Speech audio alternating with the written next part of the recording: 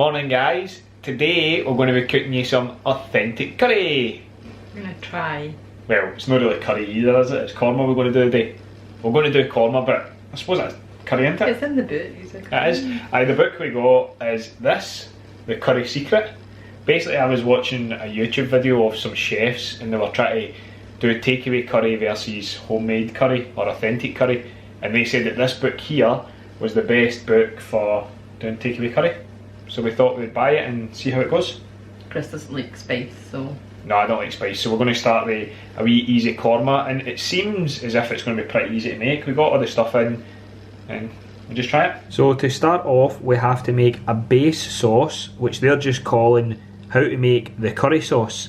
Now this makes 8 main dishes. I think we're just going to half it and that'll make us 4. And here's the ingredients: some onions, green ginger, we actually just went with ginger, garlic, water, salt, tomatoes, tin tomatoes, we just went with normal tin chopped tomatoes, didn't we?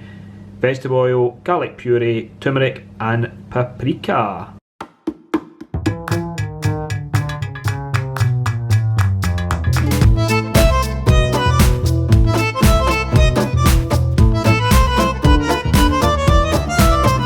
Right guys, I'm just about to blow your mind. We've got garlic, and the easiest way to peel this is stick it in the microwave for about 10 seconds. Trust me, so easy. Right guys, of importance, read the recipe before you start, because I've started cooking the chicken already and we're halfway through that, and the recipe says that this first bit takes an hour and a half. Chris, I trusted Chris for this because he's been reading this book for about 2 weeks and like, this is what we need to do, this is what we need to do, and I've just read the recipe and I was like, these onions need to boil for 45 minutes. Aye, and then we've still got another step after that, so we've had to turn the chicken off. I'm just going to show you what's in our pot. All the base curry, and we're just going to boil this for 40 minutes and then we'll check back in with you.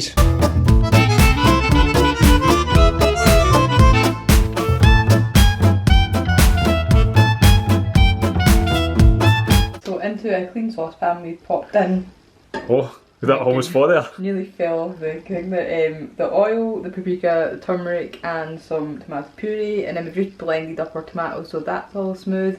We've just thought maybe we could use passata next time, but we've used a tin of chopped tomatoes, we've blended that in, and put that all in a saucepan and bring that to the boil.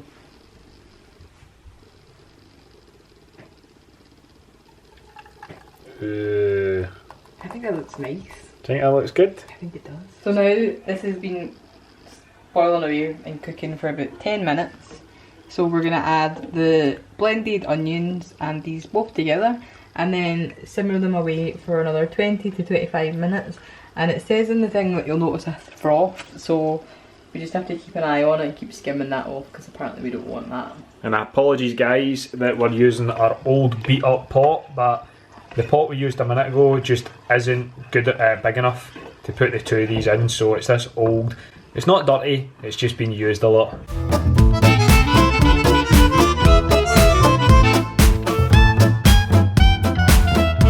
So everything's finished and we're left with this.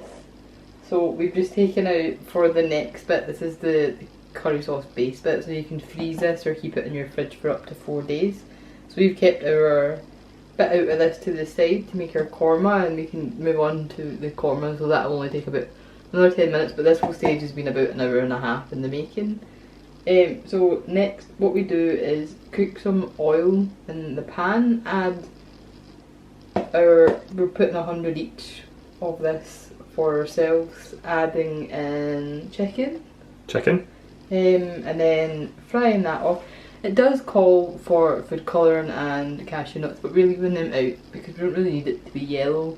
And also we don't really like cashew nuts, so we're leaving them out. And then we'll join you in a minute.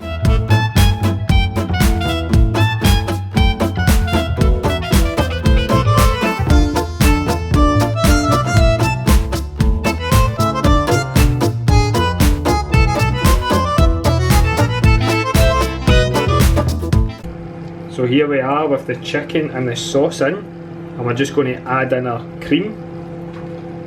And then we're going to continually stir this for another 3 to 4 minutes and we'll see how it turns out. So far it's tasting no bad. I like it. It doesn't smell as amazing as it tastes though. Guys, I wanted to just give you an update on Natalie's. Look at that, it's actually looking like a Korma now. It actually looks amazing. Looks cracking. So also, for dinner, we have these plain poppadoms. Natalie bought these at the co-op the other day. Yeah, they were only £1. And you just do these in a frying pan, so we'll see how they go. Our poppadom, we popped that in there. So you're supposed to deep fat fry it, but we're trying it this way. It says 10 to 15 seconds, but because we're doing it this way, I think it's going to be a bit longer. But it looks alright, it's already shrinking a little bit.